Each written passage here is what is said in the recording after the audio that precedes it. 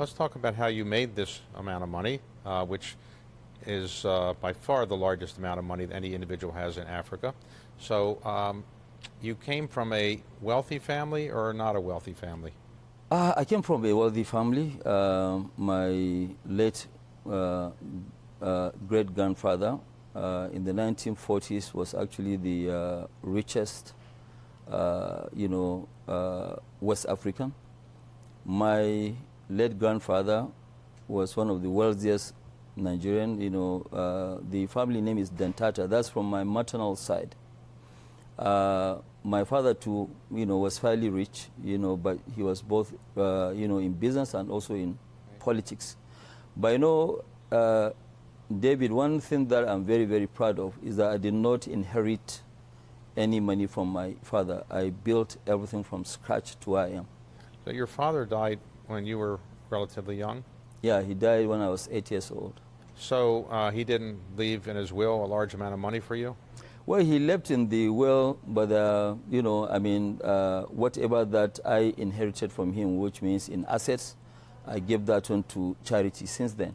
Okay, so did you go to college in Nigeria? No, I went in Egypt.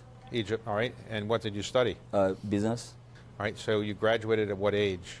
I graduated at about 20 years old. All right, so you went back from Egypt to Nigeria? Yes, I went back, and then what did you get a job? What did you do? I started work with my, uncle, but there's few months, and then I went to Lagos, and now I started my own business by just, buying cement, selling. It was just a very low-key business. All right, so you're 20, 21 years old, you're buying cement, you're a trader. I was trading, yes. You're not making cement, you're trading it. I was trading at that time.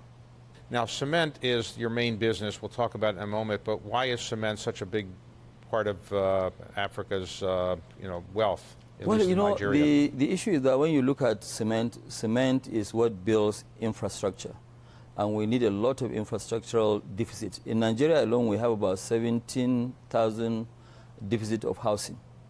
And it is all over in, Africa. So when we started cement in Nigeria, we realized that majority of it was actually imported. And that is why we went in there, we started, and it's a long story.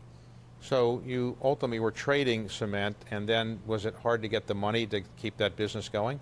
No, it wasn't really hard. At that time, I was buying domestically. We started importation in 1980, because I started business in 78. So by 1980, we started importing sugar, rice, commodities generally.